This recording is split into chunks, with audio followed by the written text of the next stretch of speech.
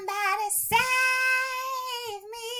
Celeste, due to copyright infringement issues and for the sanity of the crew, please stop. Stop now. Oof. Everyone is a critic. I know, right? Geeks, open comms. Okay, what is happening here? Where are we? Geeks, give us a situation report. Currently, we are on the planet Geekery. Be warned, our impossibility drive may cause distortions as we traverse this land. Impending impossibility engaging in 3, Oh, gosh. 2, Oh, dear.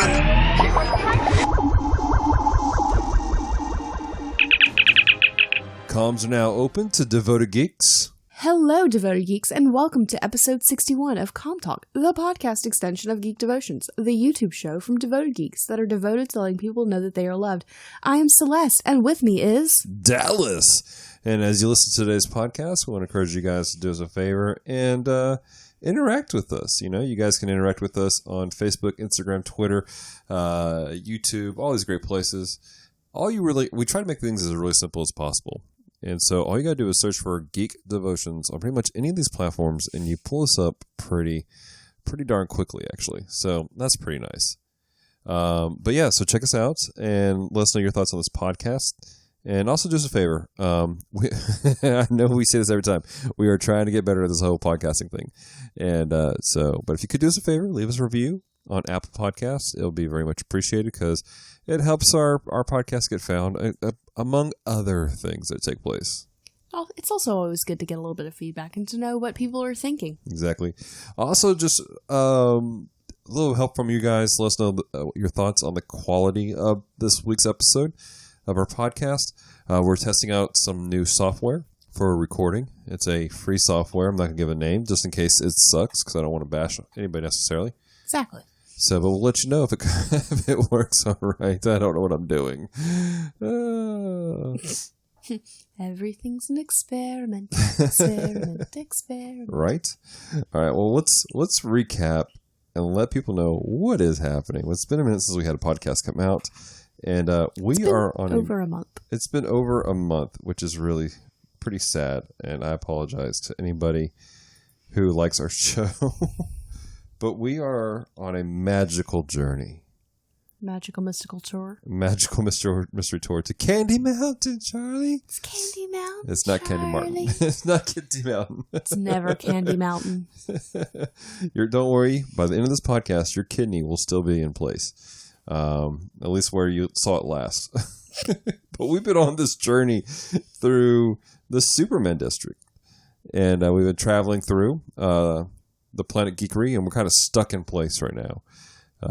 We have been going bit by bit. Started off with our friends over at Retro Rewind Podcast, which you can find at retrorewindpodcast.com, where we talked about Superman, and we also talked about Superman 2, the movies.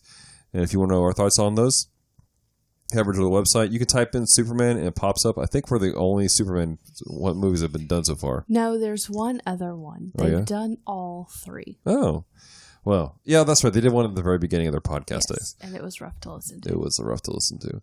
So, but that being said, check it out, our review of that. From there, we have been doing, guys, we've been tracking through. We covered the 1948 Superman cereal, which was a black and white cereal, not like Frosted Flakes cereal. No. But that sounds strangely good right now. But cereal. Mm-hmm. But we're talking about these were shorts that played before major films back in the day, and from what I remember, it wasn't bad. Yeah, we enjoyed it. Mm-hmm. We may have to go back and listen to our own podcast so we can remember what we said about it. It wasn't bad. It wasn't great, but it wasn't bad. Yeah. And then from there, we went on to the 1941 Max Fleischer Superman, which I think is one of the best cartoon renditions of Superman, at least for the first 9 issues or episodes. I feel like that has been our favorite so far. Yeah, I think so. As far as a short series of stuff. And it was just beautiful. That one also featured Paul and Francisco it did. Of the Retro Rewind podcast. It did, didn't it? And then from there, we had our friend Josh Berkey of Victims and Villains podcast join us for the Adventures in Superman, which was a 1952 series. Yeah. That was my first Superman. And we quite enjoyed it. Josh did not. True story. And then from there, we did the 1966 New Adventures of Superman. It was groovy. It was awesome. Terry Baby was thrown around everywhere. And Celeste and I, we couldn't stand Hated it. If you want to know why, check out that podcast. And then from there, we did the 1998 Superboy. Or super awkward, Celeste. It was so awkward to watch. It's just, I don't understand why studios go, oh yeah, let's do this out of order. Right. And of course, then from there, we had our last podcast that we had special guest. A gentleman that Celeste knows pretty well. Yeah. Bobby Sizemore, a.k.a. her My dad. Yeah. I'm a fan of him. That was a fun episode. It was a fun episode. And so if you want to check out those, guys, go back. They're on our YouTube channel. They're on iTunes. But today, dear children, we embark on a new journey. Today, new horizons are before us. Today, we look death and danger in the eye. Laugh in the face. Ha ha ha ha ha. That's the wrong podcast. Wrong podcast. Glix, what do you have in store for us today? We are about to continue on to Sector 9 of the Superman District. This is 2001 Smallville. To navigate through here, we will need to discuss our likes and dislikes of this series, our opinions of Superman and Lois Lane, and our thoughts on the execution of this series. Though be warned, due to the length of this series, your opinions may not reflect the greater series. Understood. That's probably true, Glix. I want you to know that right now. All right, so let's get into this. If you're new to our show, basically what we do is we're going to review, like Glix said, the series. We're going to talk about what we liked about the series, our opinions about Lois and our Superman and Lois, which we really can't do for what we do because of the way that we did this. When we have big series like this, and this was like 10 seasons, right, Celeste? Yeah, it went on forever. Yeah, I mean, it was huge. But because of that, we are only watched, I think, the first 5 or 6 episodes. Is that right? Yes, we watched 5. 5, that's right. And as a whole, this series went from 2001 to 2011. So there's a lot that took place. And then we're going to talk about, is this a good place to start people off at? So let's get into this. Celeste, what did you think about Smallville? It was interesting, to say the least. I didn't hate it. I didn't love it. Mm-hmm. I was expecting to feel more nostalgic about it. And then it occurred to me later, you and I were talking recently, about it, and I realized that the seasons I would be nostalgic for were much later than what we were watching. I don't think I ever watched the beginning. I came in kind of midway through. Right. And what's interesting, I can't say words. What is interesting, though, is that I think I watched more in the beginning of the series than less in the series. So I have a little bit of the nostalgia feel to it, but nowhere near like we did for Lois and Clark. But what did you like about it? What did we see that we enjoyed about the series? As the episodes progressed, there was some definite growth in the writers. It definitely pulled you in. The first episode didn't pull me in as much. It was kind of But I feel like it was because they were so busy establishing things. They were establishing things that you and I, especially after the last several months, are very familiar with. So that first episode was kind of But while it was it was an interesting approach they did to it. It was an interesting approach. Because they established, I feel like Smallville, of course is the name of the series, it was a character in the show, obviously. Yeah. And so they had to establish the world of Smallville. I don't think I've seen anybody actually do that before now. I don't think so either, because not a lot of focus is ever really put on Smallville. Right. It's always on Metropolis, because that's where Superman lives now. Absolutely.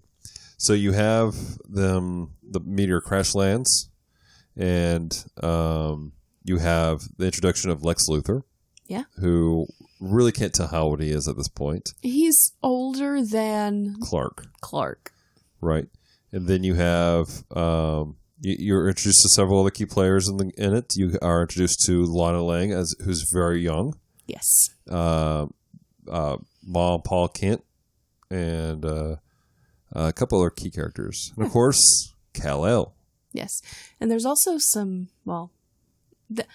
in the different approach, there was some explanation to Lana Lang that I've not seen before either. I hadn't either. Because again, there's not an excessive amount of information on her. Not in at least what we've seen. Yeah. Now, for those of you listening, maybe you are a Lana Lang aficionado, and you've like, oh no, she's been in the comics since the day one. Please let us know. Leave comments. We would love to know. Message us. Let us know your thoughts on that. Now, you and I, we struggled on the front end. Yes. Pretty heavily because of something that came out that we had a revelation about midway through, and that is this. This starts off, the entire series starts off with the beginning, essentially, of Clark Kent's freshman year of high school. Yep. And we're sitting there, we're like, man, that's a big freshman. That freshman has a 5 o'clock shadow. I have never seen a freshman with a 5 o'clock shadow. Right. Like, I mean, I'm sure it happens, but.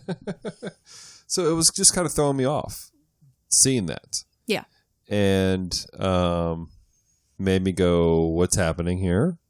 You know, we did some research. Dude was like, 20-something years old? Yeah, he was like 22. When he's playing a 15-year-old. Yes. How did that affect your viewing experience? It was kind of off-putting. Like I said, I had watched later seasons. I came in midway through. I don't think I ever watched the beginning. If I did, I watched maybe the first episode, and that was it. Mm-hmm. And then jumped into whatever was the current season at the time. Right. Where he was older, and it was okay that he looked like that. And I remember people being upset that not just him, but all the actors were so much older than the characters. But at the time, it didn't really faze me. Because I was like, yeah, sure, he looks like a 14-year-old. Because I was like 14. Right. I didn't know. But it was kind of off-putting. It kind of took you out. Right.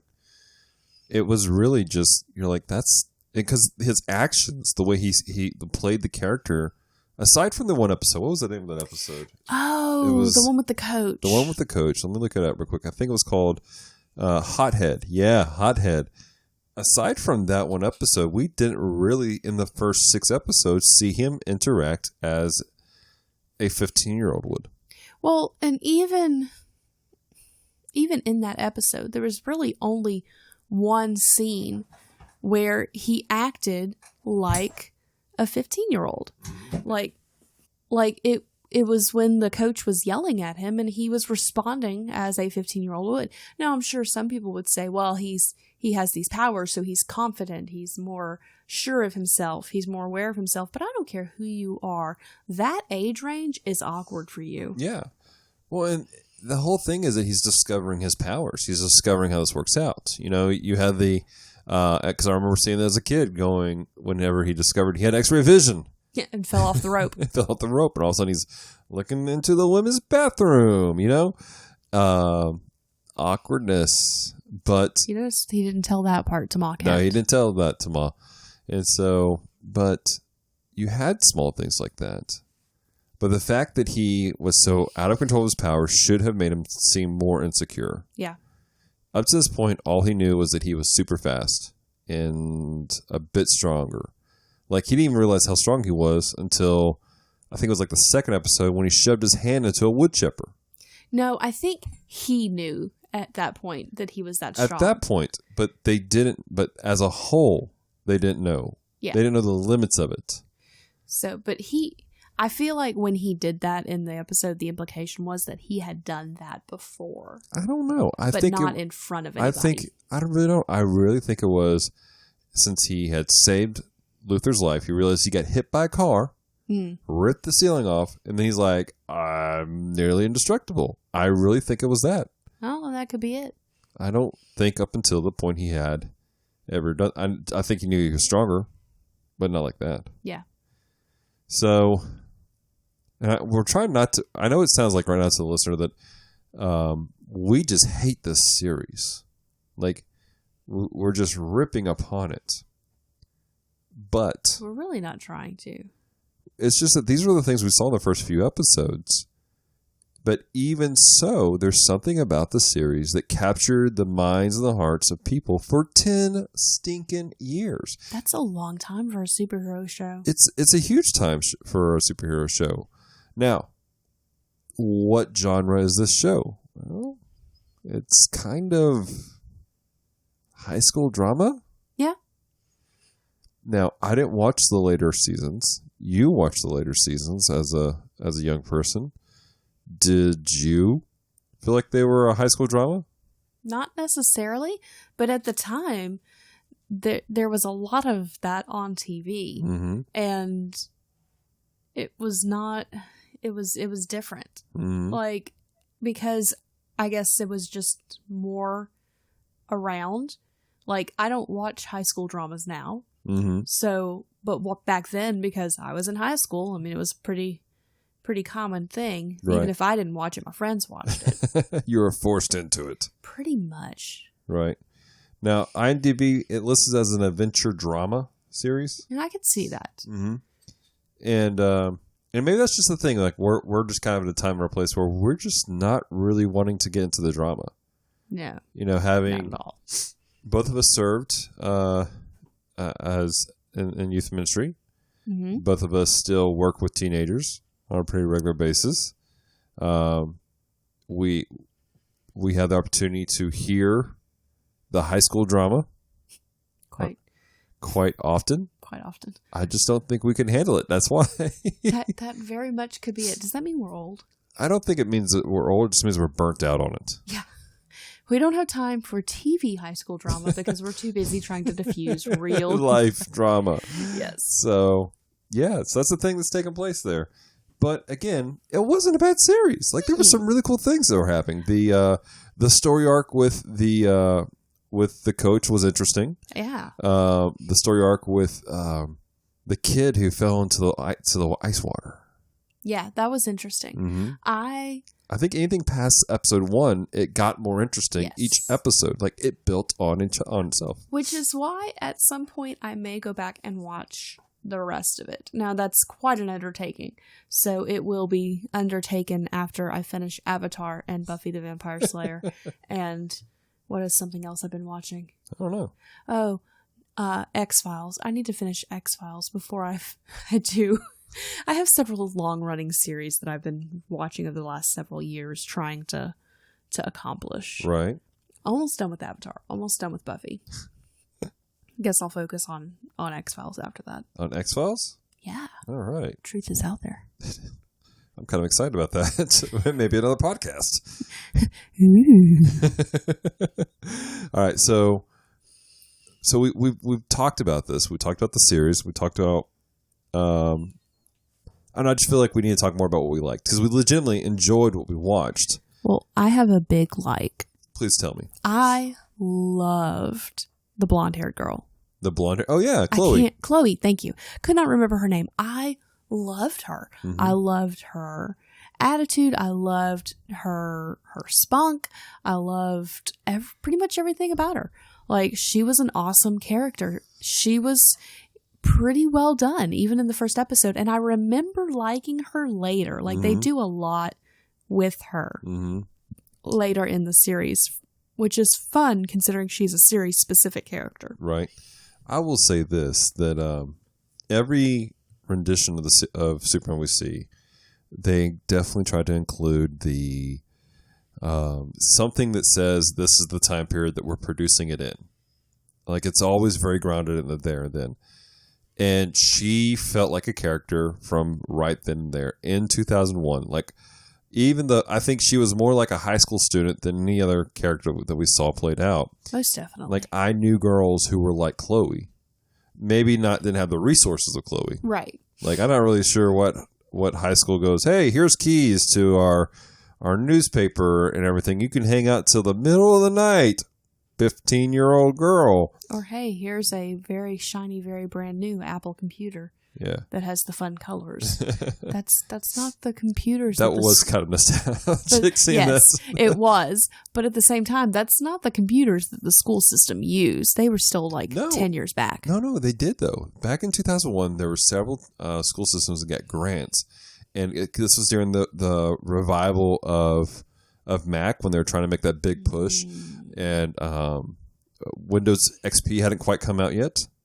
And so they were coming off the heels of Windows 98, Windows ME, and so Apple's like, this is our moment, and so it started kicking out these Macs that were colorful, and so it was during that time frame that took place. So it's possible the school had that. It's just that she was 14. Yeah, nobody leaves a 14-year-old girl up at the school alone. And again, and then people go, well, where did they say they were 14? They didn't. They're freshmen. Thank you. That's why we're saying this. They established in episode 1 that this was their freshman year of high school. That's actually the basis of is it the Iceman episode? Yeah, pretty much. No, it's the bug episode. Yeah. That one was gross. That was. Intriguing storyline. Could have done without some of the goo. But again, that's kind of points out each story built on. You had what I want to watch it. The reason why I want to watch it is because you had the sub story building up of Lex Luthor. You want to like Lex. Yes. I don't know what that actor has done since then, but I'm really intrigued to find out because he played it so well. Right. He played a guy that you wanted to like, even though he is gonna turn south, and they hinted that. Oh yeah, absolutely. I mean, they didn't pull any punches. You saw him doing devious matters, but you're you're almost rooting for him, which I think plays into the fact that like in the comics you can see why he would become president. I could see this one becoming president. Again, I don't know what they did with him later in the series. He might have gone down that road. I don't know. He eventually became the enemy rather than being a friend, but I don't remember why. I don't remember Luthor? what the... Yeah. I think everything just kind of came out. I think it all came to a head, and it all came out, especially after I think he wasn't able to control Clark the way he wanted to. So, but you had the sub-mystery of him trying to figure out who Clark was and what's going on. That was interesting. This series, I think more than others, did a better job of building threads throughout the series. Lois and Clark did a great job of it. They did. I think they're probably the first one to do it and do it well. I'm trying to think to our previous episodes. None of the others were based like that, except for not even the black and white one. It was episodic. So the serial was, but that was because it was one story broken up into 15-minute episodes. So, but yeah, and even those, once you got past a storyline, there was no continuation from the previous storyline. In this one, there's storylines that are throughout the whole thing, like Chloe's Wall of Weird. Oh, yeah. That's a major part of the whole series. Absolutely. So again, there were some really great aspects of the series to keep you watching and to make you go, man, I want to be part of this. Yeah. It's just that we had those fundamental things on the front end that they were rough for us on the front end. Yeah. It was real, and I think that if I watched later episodes when I was like, yeah, he's an adult. Yeah. I think I could roll better. Or at least a senior. So, I do appreciate that, like you said, it was getting better. It did draw you in. The storylines and the writing was getting much more intriguing. I'm fascinated, though, because we were told, and I don't know if this was on podcast or if this was not, but we were told by my dad the last podcast that this episode, the first episode, was a test. Hey, let's see how this goes. And in the middle of the 2-hour special, they called and booked the whole first season. So I don't understand, because that was by far the worst one. It was so bad. The only thing I can think of is that we're looking at this from 2019 where we have so much more than that. I gotta wonder, and we should have done some research into this beforehand. What was on TV at that time frame? In 2000? In 2001, what was on TV back then that would make this such a, this was great for us to watch? You know what I'm saying? Yeah. To capture the minds and the hearts of individuals. Well, you had, just really quick, looks like 24 started in 2001. Which was another episodic type of thing. Yes. Far more intense than Smallville, I'm sure. Obviously. Different demographic. The Tick! Which explains a lot. But that didn't last that long. No. Samurai Jack. 6 Feet Under. Law and Order. Criminal Intent. Crossing Jordan. That was a good series. Mm-hmm. Witchblade was going on. Mm-hmm. Alias was going on.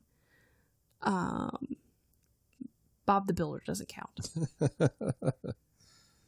Invader Zim. Mm-hmm. But again, but pare it down now, though, because Invader Zim, that was on major television. If you pare it back, like, down to stuff that was easily accessible by people. Yeah. Like Witchblade, I think, was TBS. Which I really enjoyed that series. We might talk about that one day. But, I mean, you had Frasier, you had Law and Order, West Wing, 24, Friends, Will and Grace. I mean, there seems to be a tone to all these, but there was something about Smallville that really broke out. And then maybe that's a question for you viewers or for you listeners right now. What do you suppose it was in 2001 that caused Smallville to be such a breakout success for people? I have a thought, but I don't know if this is actually the case. I'm wondering if it was just because it is just so different. Like, Crossing Jordan was an NBC show, but it was very dark. I mean, she's a coroner, so very dark, very gritty. There was an underlying mystery in the whole series. It got really weird, good but weird. And then you had like Alias, where she's changing stuff. She's a spy, basically pseudo Black Widow, except not as intense. And then you have the comedies, like the sitcoms. According to Jim was the thing at the time, which was Jim, I don't remember his name, which Jim it is. But anyway, you had that style of show. It was just so different than anything, because this is also during the heyday of Buffy. So those two shows took off and lasted quite a while. It's a true story. All right, well, let's move forward a little bit in the conversation. What were our opinions of Superman and, I guess, Lana Lang? Again, we only watched the first 6 episodes. Very hard with this particular style series to be able to get a good judge of things. Obviously, he's not Superman yet. Right, so we can't really judge his Superman. But even still, I thought he was more Superman than Superboy. Oh, yeah, much more. I did appreciate the awkward moments where he's discovering his abilities and the limits of his abilities. Like when he wakes up floating in the bed or over the bed. And then crashes into the bed. Right. Or when he sees his friend's muscles and drops the rope and falls to the ground because A, he doesn't realize he can fly. Right. B, he just saw his friend's muscles and he freaks out. Right. And then you have the interaction with his parents. So they're going, we don't know what to do. And he's like, what am I supposed to do? They're like, we don't know. And then introducing him to the fact that we found you in a spaceship. Yeah. And that makes me wonder, like, up to this point, he's known that he's like stupid fast and ridiculously strong. What have they been telling him? Well, Flintstone kids? I mean, it's like, yes, well, we fed you to me this as a child. And, you know, that Bam Bam, you just ate a lot of those and then just super strong. It's the cows. Super strong. Super special cow milk. Super moo milk. Super moo milk. Moo juice. Oh Lord, I have to wonder because you had the Wall of Weird, which was all based around the kryptonite. Sure. The But he didn't know anything. No, but he knew that he got clumsy around Lana. Right. But again, he had zero concept of any of the weird stuff that was happening. Oh. Well, maybe he did, and he just thought that was part of life and didn't realize it was the kryptonite. Maybe. I don't know. Or maybe it's just a plot hole. Maybe. Those happen. It's okay. So, again, it's hard for us to really say what kind of Superman he was. I know from screenshots later in the series, he was kind of doing the whole black Superman shirt. That was interesting. I think they played around with red kryptonite. And I think that's what was happening. Oof. Red kryptonite. Because that's it rough. got dark and people hated it. I think that's actually why it ended. It's a possibility. All right. So, our conclusion on if this is a good Superman or not, we don't know. It was a good Clark Kent, I think. Yeah. Yeah, it was a good Clark Kent. Again, he's a teenager. And again, he was better than Superboy. Yes. So, he was in college. Right. I feel like if they had remade Superboy in this type of a setting and like had him go to Smallville University, maybe it would have been better. Smallville Community College, that it would have been better. This cast at college rather than high school. Yeah, I can see that absolutely.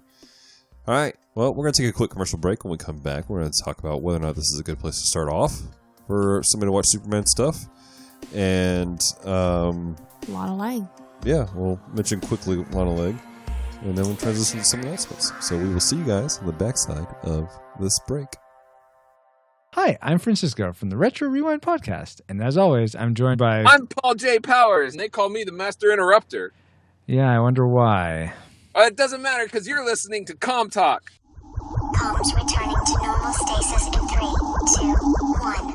All right, and we are back from our break. Hope you guys enjoyed it. We encourage you guys to please check out those amazing individuals that we just mentioned in our break, because we love them. We like them a lot, and we think that you will like them too. That being said, let's move forward. Real quick, because we forgot to do it in the last segment until I was closing it out. Lana Lang, our Lois Lane type of character, super brief, because this is already a long podcast. Yeah. What did we think of her? She was interesting. I could tell they were trying to kind of make her a Lana Lang, not a Lana Lang, she was Lana Lang, a Lois Lane type character, but at the same time, she was her own person. She's very different than any previous Lana Langs I've seen. You see Lana Lang in the Supergirl movie from the 80s. Oh, I haven't watched that one yet. We have it. And so she's different from that for sure. But they definitely tried to make her this character that from the surface she looks superficial, but there's more to her. Even the first few episodes, they built the story of this tragedy in her life, of losing her parents in a very tragic way, and then, self-discovery years later, because it turns out her aunt's just been trying to everything's pretty, and she's like, I'm hurting on the inside. And so they try to ground her, which I appreciated that she wasn't just the pretty girl. Yeah. That was perceived by the audience, to be honest. Yeah. Like not the audience, but the people in the society just thought of her as the typical pretty girl. Yeah. And so there was a little bit more to her. I appreciated that aspect about her. Yeah, I definitely did appreciate that and the way they did it. They did a good job with that character. Absolutely. It was interesting because she captured quite well the weird aspect of teenage girls.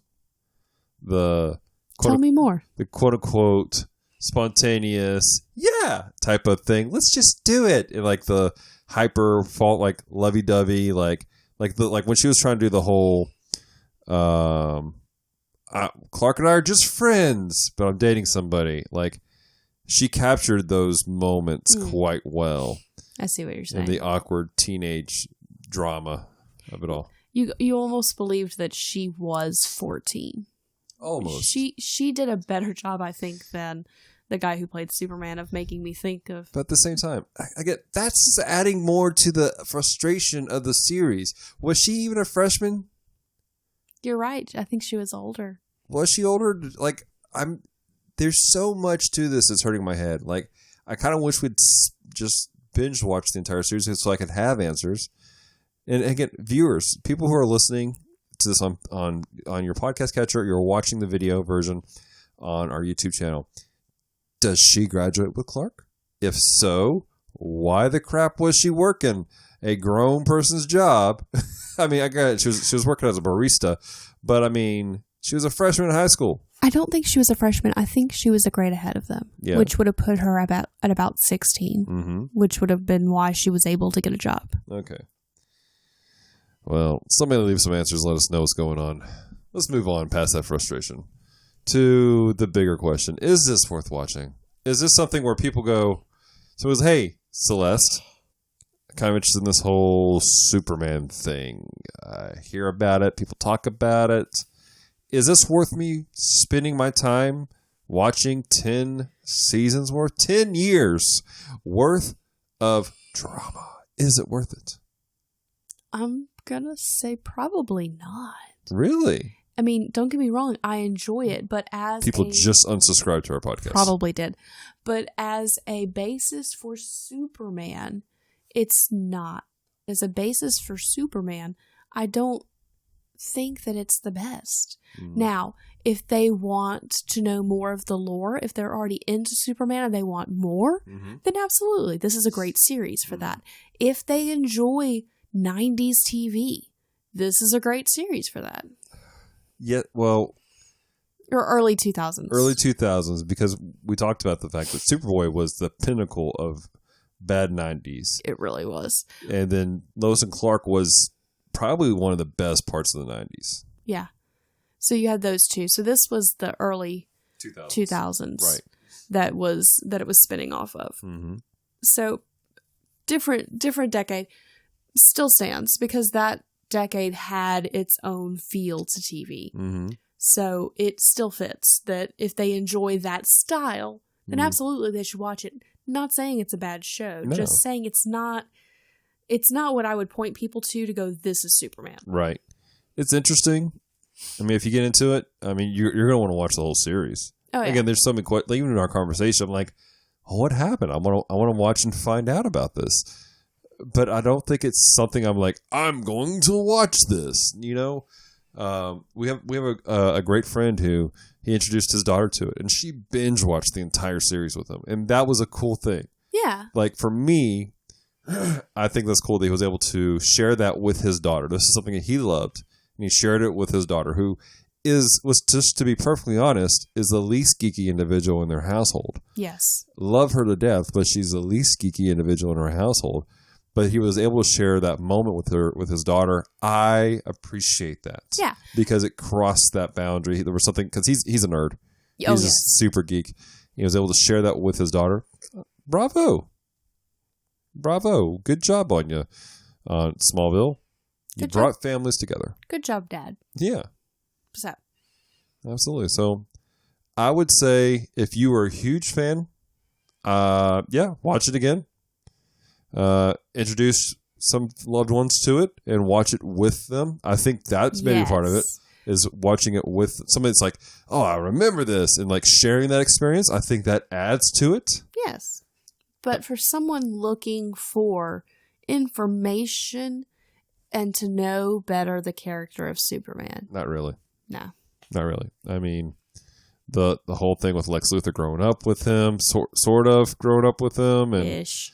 And then some of the things that took place in Smallville, that was never any of the lore that I've ever heard of. If I remember correctly, that was also some of the complaint of, and again, this is all pre-internet anger. Not that it wasn't happening, it just wasn't as publicized. But I do vaguely remember that was another complaint, was that some of the stuff was not canon. Right. All right, well, ladies and gentlemen, you have heard our thoughts and opinions on that. We're about to take a moment and transition into some announcements and some random babbling, probably. Because that's what we do best. Transitioning into announcements and other things that you guys need to mention. Okay, so first bit of announcement we need to make is that Celeste and I are going on a trip in our favorite rocket ship. Not really, but we're going on a trip. Celeste is just staring at me like, what the crap happened just now? But I know what you're referencing, but I don't know what you're referencing. Little Einsteins. Going on a trip, favorite rocket ship. Oh. Yeah, no. Okay. No. The remix was awesome. The remix was just, it was so hardcore and legit. That being said, we are going on a trip here in a couple of weeks. It'll actually, if we hold a schedule, it will be another podcast week. Right, which we're going to try to film ahead. Yes. For that. Or we may try to do something special. I'm not sure. But we're going to be going to where, Celeste? We are going to Richmond, Virginia. Le Gasp. To SquadCon. SquadCon! SquadCon! We're super excited about this, guys. Gotta love people who love penguins. I do. So, but yeah, we're going to SquadCon, and there we're going to be hosting a workshop. We're going to be talking about Geek Devotions, what we do, how we do it, why we do it, and loving on some folks. And we're hoping to have some Q&A time, and hoping also to create a time where we can love on some of the people there. Yeah. We will have a booth if you want to come by our booth there. We will have specific merch. Yeah. First time ever, we're going to have merch. I'm trying to arrange some way for us to be able to pay for it all, for people to buy the merch using digital currency rather than actual currency. So we're making that happen. To date, we got some drawstring bags. We got keychains. We have stickers, magnets. I think that's it.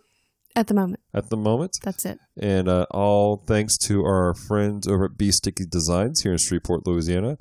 If you want some more information about them, we'll have a link in the description on the website and on the YouTube. Because they also have a website where you can order from. So you do not have to be able to go to their store. Exactly. So great group of guys. Love them to death. So, but that will be something we're making available to everybody. Post-con. So that's for announcement number one. We're super amped about that. Announcement number two is that this upcoming Friday is the final episode of Geek Devotions. Why do you do this every year? Season 3. Why? The final episode of Season 3 of Geek Devotions is taking place this Friday, guys, and that means we're launching Season 4. We're working out some of the final details of it. With it being Season 4, all the devotions are going to be based off of shows and characters that come in quintuplets? Teams of four. Make this easy, Dallas. Teams of 4. We just have to figure out who those teams of 4 are. We're looking at like Fantastic Four. We're thinking Ninja Turtles. There's 4 of them. Yeah, so we got a couple other things we're working on. Unless you bring the girl turtles in, then there's more. Yeah. So, but that's what we're doing. We're super excited about it. Hope you guys are excited about the launch of Season 4. Celeste and I are, we have some big plans. I know that normally we do a live stream for the first episode of the season. We may do a live stream that night, but it probably will not be the devotion. Right. It will be, and it may be later because that night is the first night in, well, not the first night, but it'll be the second night. Second night in Richmond. Virginia. We will have flown in at the butt crack of dawn. The day before. So we may not be coherent. Yes. So it's a thing. So that's what's happening. So we're super excited about it. Celeste, you got any other announcements we need to make? About things happening or coming down the pipeline? Your birthday's in a few weeks. My birthday is in a few weeks. That's important. It's important. Are you just going to repeat everything I'm saying? No. Okay. I'm going to be 35. I have to think about it. Yeah. Yeah, I'm going to be 35. So we're super excited about that. Because I'm 31 and you're 4 years older. True story. Yeah. So we're pretty excited about it. We've got fun plans. Mostly just chilling. Yeah, that's fun. That's a beautiful thing. I think this has been, like, for us personally, the year of chill. Trying to. Because we are so busy. Right. That when we get the chance, we're like, we need to chill. Exactly. So we got that coming up. After that, we have GeekCon. We will be there. We will not have a booth or a workshop or anything like that, but we'll be at GeekCon. Hope to see you guys there. We're going to be there all 3 days. Loving on folks and having fun. Yeah. Maybe a little late on Sunday, but... Mm-hmm. That's okay. Exactly. And we're looking at having either Friday night or Saturday evening our Devoted Geek Together during GeekCon. There will not be a Devoted Geek Together this month. Yes, in case you didn't notice, with it being 2 weeks before the month is over. Well, that's true, too. Most people in town know that because we've told them that. Right. But just for the masses. Yeah. We're letting you know. Absolutely. So we got a couple reviews coming down the pipeline that I'm working on right now, and Celeste is working on a couple of reviews. Also, we have a review coming from Branson Boykin on a really interesting comic book series that was successfully kickstarted just recently. So Branson's pretty excited about it. The description that the guy gave me of the series was basically think Indiana Jones in ancient Roman days. Well, I'm intrigued. I know, right? So we're going to hear the thoughts of Branson Boykin very soon on our website, geekdevotions.com. I have made voice appearances on the Supersonic Pod comics. You should go check it out. You should. I do not have a big part. I am not a major part. I am part of the story, but I'm not one of the leads, which is cool. But the stories are awesome. Oh, yeah, absolutely. Thoroughly enjoying all of them. So go check that out. Again, links will be in the description of the YouTube version and in the show notes on our website, geekdevotions.com. Why not in our actual podcast show notes? Because we pay for a cheap podcast host that does well for us, but we're limited on what we can do. That's why. So it's cheap, but we love it. It works for us. Okay, and now I think it's time for this podcast to end. Okay, let's bring it home. Glix, what is our next sector going to be? Our next sector of the Superman District will be 2006's Superman Returns. All right. And there was a audible groan across the universe when she said that. Yes, that's how we lose subscribers. So, thank you so much for taking the time to listen to CommTalk today. If you have loved this episode, head on over to Apple Podcasts to subscribe, rate, and leave a review. It is very much appreciated. So until next Sunday, stay devoted. peace and love.